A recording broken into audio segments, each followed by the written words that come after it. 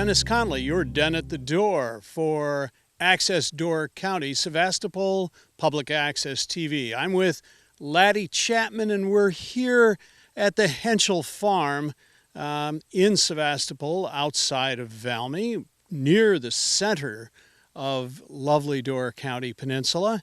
And today we're going to be talking about wood and wood production and their wonderful family-run sawmill. Wood, as we know, is one of Door County's most valuable renewable resources. It is and has been made into lumber for structures, furniture, even bowls and utensils. It's used, byproducts are used to tan leather. Posts are used for fencing material. And on it goes. Actually, Door County's first predominance came into existence because of the incredible need for wood in the ever-hungry cities in the south of Lake Michigan and beyond. As they started to build their structures after the Great Chicago Fire, the great white pine forests of Door County were utilized and made into dimensional lumber for the remanufacturing of these homes in the ever-growing area. Our tamarack was used for curing leather. Cedar was used as a preservative type of lumber.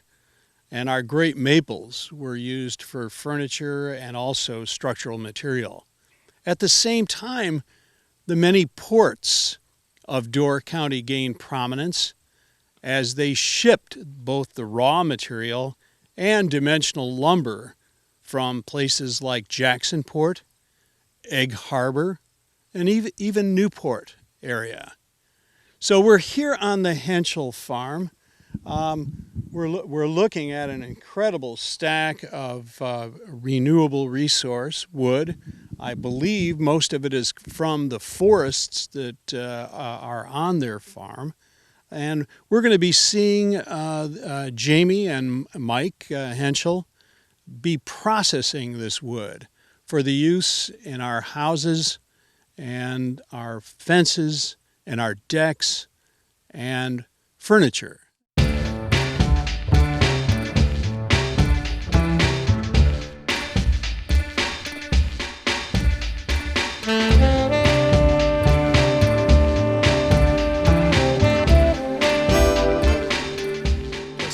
Wester down at Lily Bay, and Norbert was getting up in age, and he says, Roger, someday you got to get your own mill. He said, I ain't going to keep sawing too much longer. So Norbert helped us build our first sawmill back in '86, and Memorial Day of '86 we started sawing our own lumber just for ourselves, and then pretty soon neighbors would ask if we'd saw their logs, or people from town would stop out wondering if we'd have some 2x4s or lumber, and it's just been growing. 25 years now, we're sawing over 200,000 board feet. And Dad passed away in 2002, so then Jamie took over running the sawmill, and she's the only lady sawyer that we know of in the 4 surrounding states that runs a circle sawmill. So and still gets along with you and doesn't chew tobacco. Nope. Marvelous. So actually, what I'm reading here is there's a great legacy of production of lumber from all of our forest products here in Door County, and that torch was basically passed to you two from Norbert. That's correct. Yes. How did he happened to entrust you with the skills and some of the equipment just based on good family relationship? Basically that, but it's more or less just watching him, seeing how he ran the equipment, and that's how Roger mainly picked it up, and then I learned from him. So it's pretty much hands-on experience. Marvelous. Compared to all the other activities that you do, where does being a female sawyer or sawyeress fit in the joyful part of your life? Pretty much daily activity is what happens here. The farming comes first because it's up and foremost with the crops and with the cattle. But in between time, we do find the time to get our lumber orders in as needed. So Mike, you mentioned the amount of production that you do here, where do you harvest most of the raw material? We try staying local. We had a few local people that bring in cedar and stuff if they get in their cedar swamps over the winter when it freezes, but majority of it is northern Wisconsin, right on the Wisconsin-Michigan border. We got, about 5-6 different loggers that Jamie deals with. So usually in January she starts calling them and putting in orders of what we need for lengths and size and species of logs, and usually by end of February, March, and April is usually when most of our logs come in. So that's a network that you've established over the years through different contacts, and only some of the lumber is harvested from your land specifically. That's right. Up in this area, there ain't a lot of white pine that you can find, so most of that comes out of northern Wisconsin. So over the years, you just, from one trucker to the next, word of mouth, they know you're looking for this stuff, and whoever brings it in the fastest, we purchase from them. So what is the average volume or weight of a truck coming from your supply area? Usually, depending on what they're hauling, about 5,000 feet of lumber on a semi-load. Amazing. It's hard for us city folk to fathom that. And so the white pine, of course, which was a prevalent species here in Door County and was almost clear-cut at one time to help supply the lumber needs of the cities to the south, is not so available in Door County anymore. It's here, but it's not being logged out. Yeah, correct, yeah. Yes. So what other species of wood besides the white pine are you attentive to? We have all the species, but our main ones is the white cedar, of course, because it's local, white ash for a hardwood, but then we also, besides the white pine, do birch, maple, oak, black walnut, cherry. Pretty much all the species of wood. We have smaller volumes on hand because those don't move as fast as what the cedar and pine would. So is the hardwood you're speaking of being used for finishing inside of houses, trim, or furniture? What's it predominantly used for in your experience? Mainly for interior work, trim, like you say, or furniture, but a lot of exterior also, either bale wagons, cat trailers, side racks for dump trucks. It's it's the cheapest exterior wood out there that's a hardwood, and it's doable that way. I see. The white ash is. Yeah. White ash. And so exposed to outside environment, your white ash, which we're sitting on right now, a beautiful wood, and feels good on the bottom as well. One could expect it to hold up in an unfinished way for a long time. It will. What is the years? Probably 10, 15 years you'd get out of a trailer top made out of white ash, But so. most people do put a preservative on, whether it's linseed oil or, any other type product that's available out there, just to help preserve it, because in the sun it will dry crack. Yeah. So like anything else, like your skin on yourself, you put lotion on, so. Yeah. And then they're back to see the Henschels again in 10 or 15 years and get redecked. And we hope so. Super. So tell us a little bit about the specifics of the mill, and then maybe we can go see some aspects of it. Well, it's a metal sawmill. It's fully hydraulic. It's electronics over hydraulic circle sawmill with 48-inch insert tooth blades. I don't know what else to tell you about it, but... Okay. And being hydraulic, it's a little easier to work with than the threshery blade. Is that When correct? we first received this mill, it was a wood frame that came out. Where did we find this one? I can't tell But you it where was we all got wood that. frame. We converted it to steel. And that first set works was all pull type, where you had to pull and read the numbers. And then over the years, we upgraded to get the hydraulics for, especially when Mike's dad was running it. It was just a little easier. If you're pulling all day, your arm gets sore. So I'm guessing there's really very little need for us to look for either of you over at the YMCA. No. This is our YMCA. Yeah. We're going to discuss some of the various products. You certainly turn out dimensional lumber, a lot of white pine, a lot of white cedar for decking, and you also turn out certain lumber for interior use and farming. Can you elaborate on all the products that you do produce here? We do all, with the need of lumber, everybody had a need for the way they wanted it finished. And not everybody's going to have a planer in their shed. So we ended up purchasing a kill dryer, putting a kill dry together, and having the supply of kill dried lumber available for customers. And then we started planing lumber also, whether it was tongue and groove, shiplap, or four-sided planing. Even with other mills cutting it, you did some of the planing and the finishing, or the fine tuning of it. Yeah, some have their small bandsaw mills, and they'll bring lumber in here, and we'll kill dry it for them, and then I'll shoot it through the planer and make it into hardwood flooring or tongue and groove paneling for their homes. So, yeah, we do custom planing. Wonderful services you're providing here. Now, there's obviously, when you're cutting logs up, there's going to be a lot of end products. There's going to be sawdust, there's going to be end cuts, there's going to be bark. And of course, in the old days of the mills in Sturgeon Bay and in our port cities, port towns here, the streets were paved with sawdust and byproducts.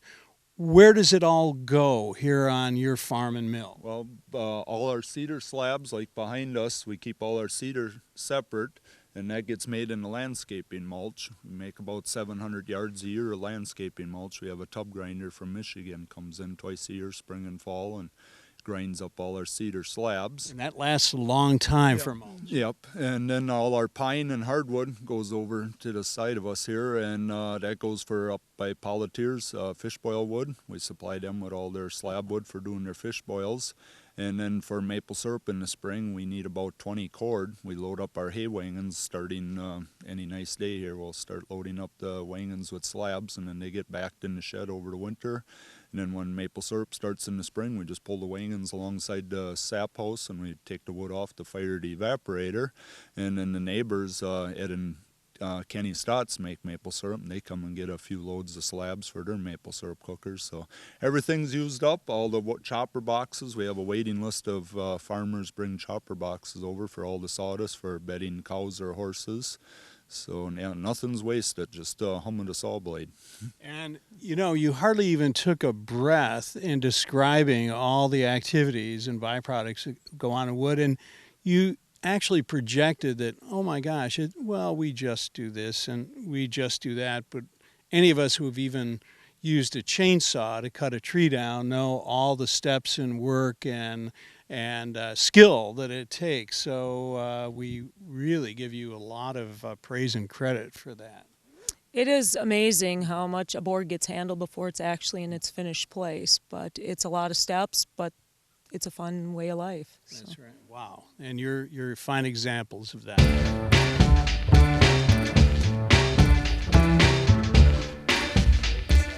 This is a jockey sharpener. Usually every morning or every other day we sharpen. It only takes 5 minutes. I got all 44 teeth. It's a 48-inch blade. There's 44 teeth in there. And these are chrome teeth, so they hold up pretty good depending on what species we're sawing.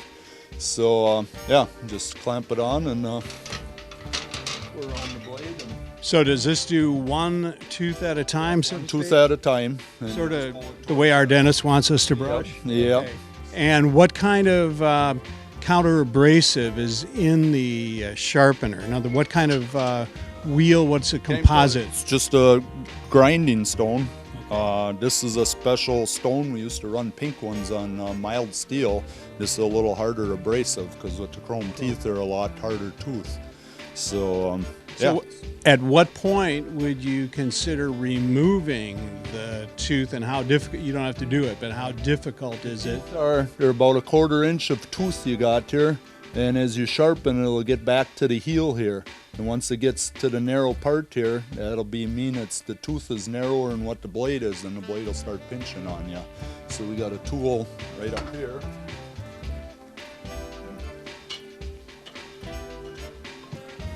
This is the tooth wrench, and a pin pops in here. You just hook it on, and the pin goes through, and it just pulls the tooth right out. And then we just stick in new teeth. Oral surgeons could learn from that practice. Yep, real easy. But this here's tension. It's called a, I can't think. Like a spring device? It's got tension on, so when you pry it in, it holds the tooth good and tight into the hole. Very clever. Are your teeth, do they come from the United States, Germany? Pacific Hole, I think they're from the United States. I don't even know what's on the box, so I think they're It's kind of interesting. I mean, there can't be a huge demand. I mean, there's got to be just limited number of mills around in the United States and so forth. Yeah, there's quite a few circle saw mills around. I know the guy up in Menominee, Michigan that pounds out our blades, Glenn McCarty from State Line Saw Supply. He goes to the 4 surrounding states and down to Kansas and stuff. He's got a few places where he picks up blades and hammers them because it's a dying art, as there ain't that many people know how to pound a blade. So by pounding a blade, what does that mean specifically? Well, the blade is being circle, it spins in a circle, and all your tension spinning goes from the hub, works its way out to the outer teeth. So the center of your hub starts getting weak, and then the blade will start wobbling. And if you run it too long, it'll wobble. It can actually bust and come flying right off the mill. So Nobody wants to be around. no, be very dangerous. So we take it up to Glenn's in Michigan. He lays it on a big anvil, and he's got different style hammers, and you can hit it. You can see some of the hammer marks where he'll start on the outside here pounding, and he works the tension back down to the hub again. Does he have to anneal or heat it while he's doing it? No, you can't heat it because that moves the tension in that. What a great art and skill. It is. It's something you can't learn reading a book. You got to learn by doing, and there ain't many guys around that know how to do it. We're here at the business, the production part of this incredible family sawmill, and we're going to just discuss how the power comes to the blade, and then a little later we'll talk with Jamie on, once you have power to the blade, how the production of lumber occurs. So tell us first, this is obviously a big old beautiful green engine, and that's about what I know. So tell us about the engine and how the power is transferred. Okay, back in '86 when we built the first sawmill here, the Huskin, this is all original. We just had the PTO shaft, and we just backed a tractor, one of our farm tractors, up to the mill here, and we'd run it. And then back in '97, when we switched, we put a Meadows mill in the early '90s. And then in '97, we went to the hydraulic system on the mill. So then we used the same tractor, and we just plugged the hydraulic hoses here into the back of the tractor, so we had hydraulics. Well, production started growing more and more here at the mill, and every time we needed the tractor to do some of the farm work, we had to run down to the sawmill, unhook it from the mill, and take the tractor. And if we had to saw logs, we had to quick run the tractor back down to the mill. So back in 2005, we put this John Deere power unit in, and the tractor we had running it was 86 horsepower. And when we'd get into the big pines or the big hardwoods, we were lacking a little horsepower. So the John Deere motor here is kicking out 175 horsepower, and it's just an engine. It's runs the saw blade at 540 RPMs, and it goes through this gear reduction here off the engine to slow it down from 1800. Is that gas or diesel? This is diesel, diesel engine. And it slows it, the engine runs at 1800 RPMs, but with the gearbox here, it slows it down to 540, and that's what the saw blade So you have more torque. Yeah, a lot more torque, Yeah. So it goes through the gear reduction, through the drive shaft on power takeoff, and this wheel. This great big pulley runs our blower. That sucks the sawdust away from the saw blade and blows it through a 6-inch plastic pipe into the chopper boxes.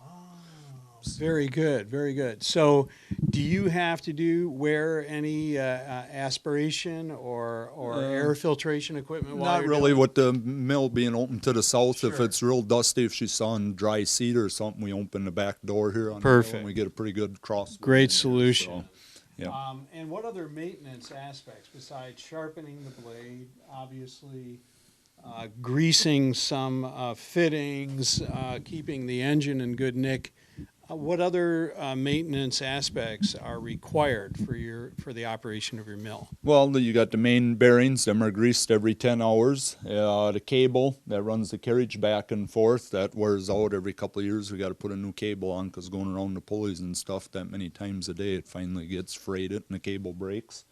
But yeah, as long as you keep it oiled up. I mean, we haven't did much to it. We put new axles underneath it. The wheels were wearing out from going back and forth steel on steel. The wheels are getting very thin, so I think 3 years ago we put all new wheels under the carriage. Excellent. And all those parts are adapted from other machines, or they're available to? They're available. Metal Mills is still made out in Oregon. So if we need parts, we just call out there and they UPS parts up. Or I got a friend of mine that's a real good machinist, so he makes like the safety shield that's over here. He made that all up. And Good to have a friend like that. Yeah, if something breaks on the mill, he's very good at welding or fixing metal things. And we're here with Jamie Henschel now, and she's going to describe for us the actual operation of how we would take a log, and in this case a cedar log, and the process in which it goes onto their carriages and through the mill, and what exactly she does before we demonstrate some. Once the logs are on the ramps, this is the ramp set in front of us. Depending on the size of the log we're doing, we can either do 8-foot normally or up to 16-foot material. And depending on the size of the log, most of it's all just hand rolled onto the carriage, onto the head blocks, where I have controls here to lock the log in. There's 2 headlocks on depending on the height of the log, and deciding what we're sawing at that time or what need we have. It's just basically getting the slab off, getting it down to the meat of the wood, you might say, and always allowing a 1/4-inch curve for the blade.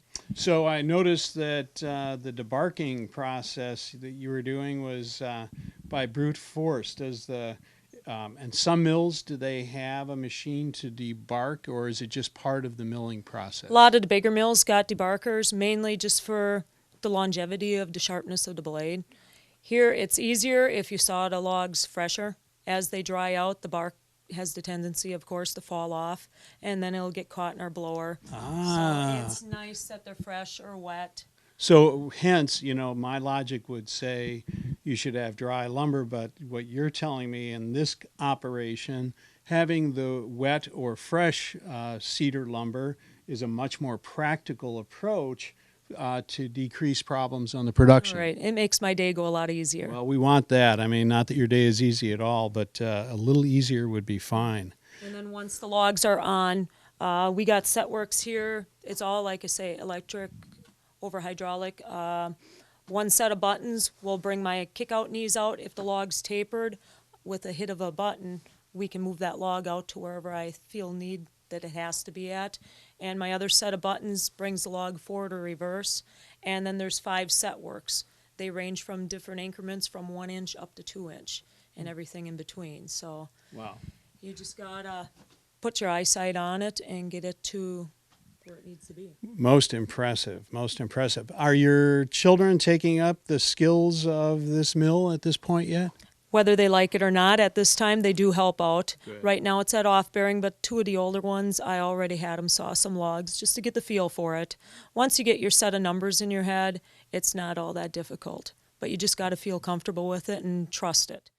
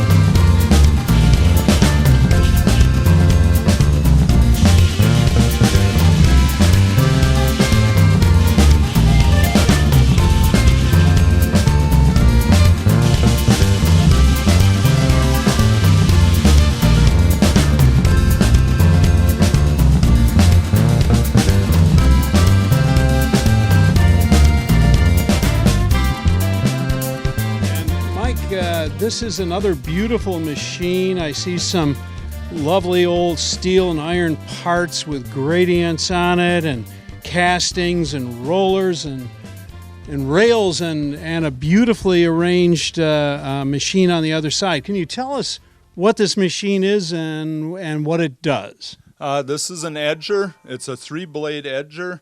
One blade is stationary, and these 2 levers here moves the other 2 blades for whatever width board you think you can get over the board.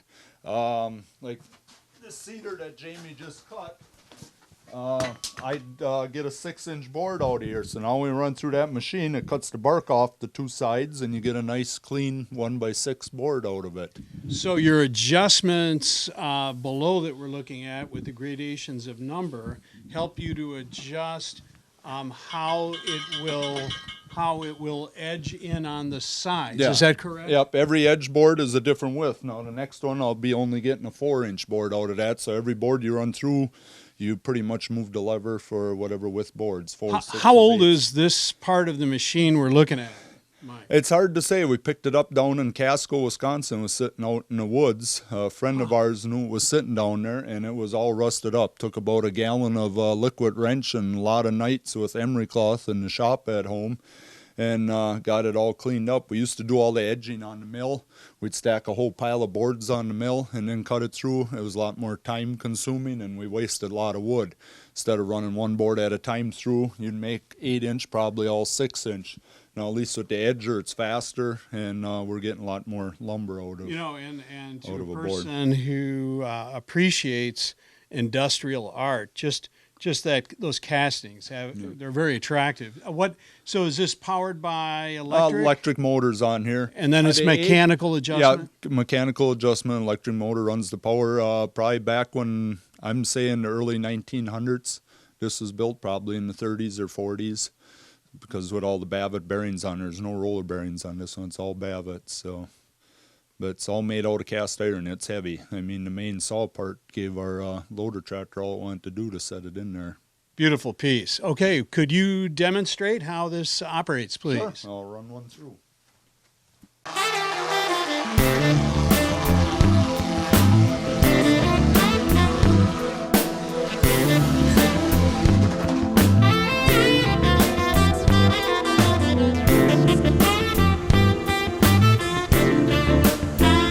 This here's a Yates American planer. When we started up the mill, we were just sawing rough lumber, but then there ain't a mill around that saws each board exactly the same. You get timber bound in the board, so one end of the board might be a 1/4-inch difference, in the other end, just depending on the tension in the log.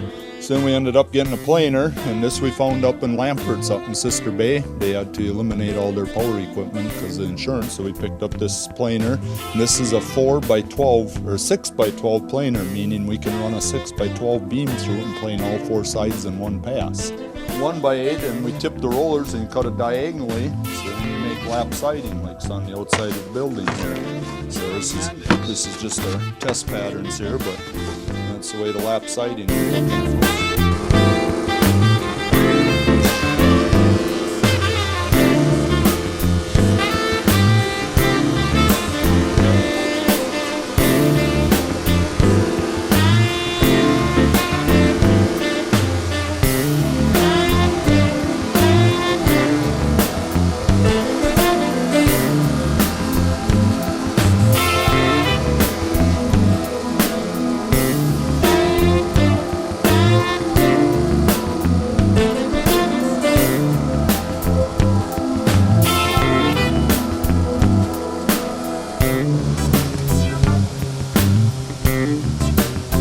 This is our tongue and groove paneling that we do for homes. We do an awful lot of this every year between cedar, pine, and white ash. So tell us about the operation and why you kiln dry, and where you store it after you dry it. Okay, when we put the kiln dry in, this is a giant walk-in cooler, like you said. We got from Levine's Ice Thing in Sturgeon Bay here. Tom Levine and my dad were real good friends.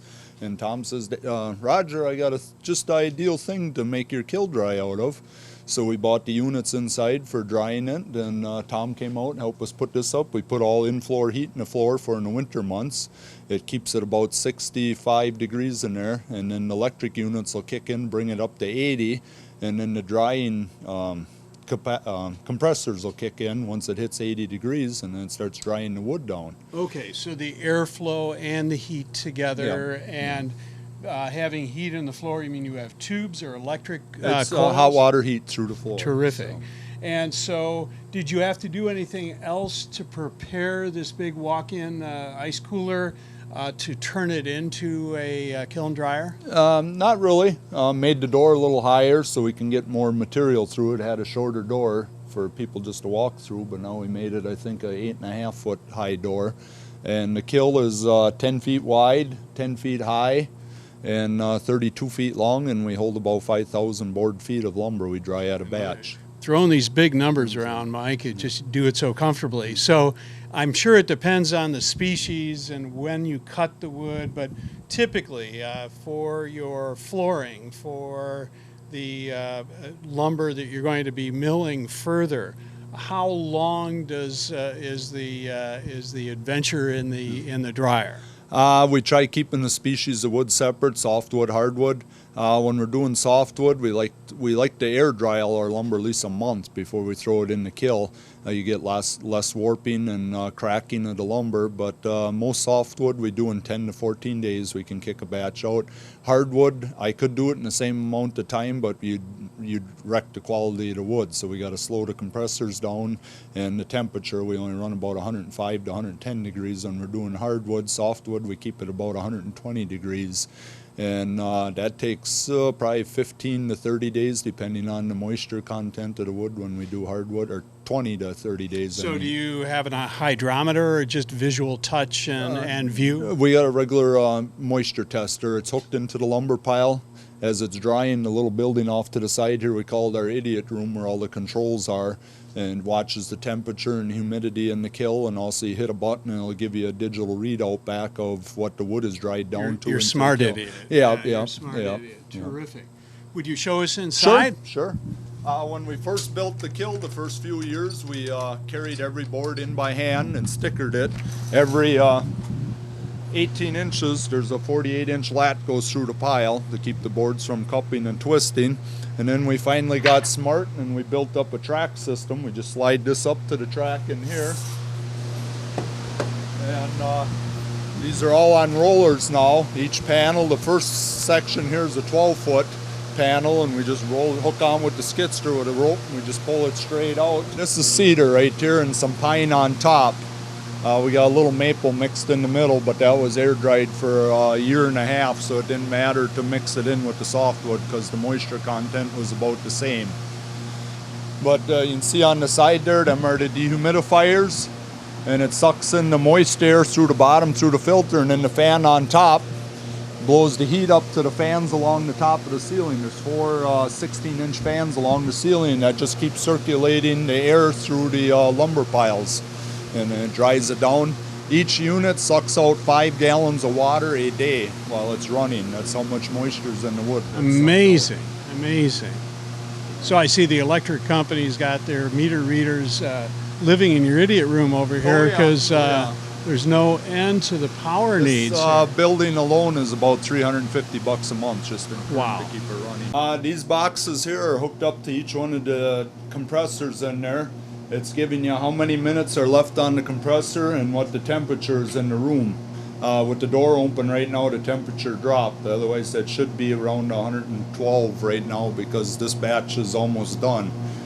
And then these wires here are hooked into the lumber pile in the kiln. I got it unhooked because yesterday I was in here manually hand checking, where we pound these probes into the wood, and then you hit the button here with the raindrop, tells you your moisture.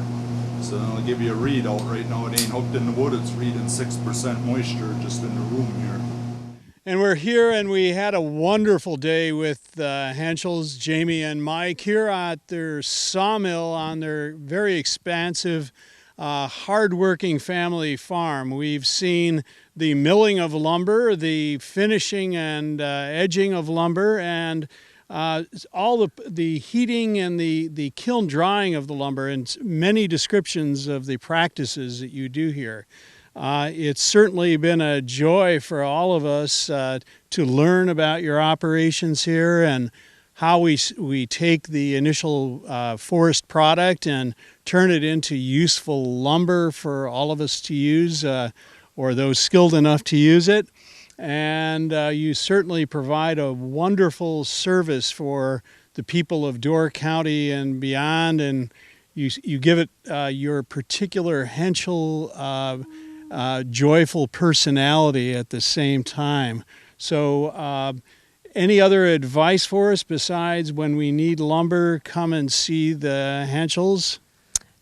Stop by if you want good conversation. Indeed. Yeah, if you got any questions on lumber or tree or something, we can explain to you what we found. We don't know a lot, but after 25 years of doing it, you learn different things. Carpenters from around the county told us what to do and not to do, so we try passing all that information on to our customers if they ask. Very humble wisdom. So this is your Den at the Door, Dennis Connolly with Laddie Chapman and the Henschels here on a beautiful day at the end of September. The sky is blue and we are happy to be here. Thank you.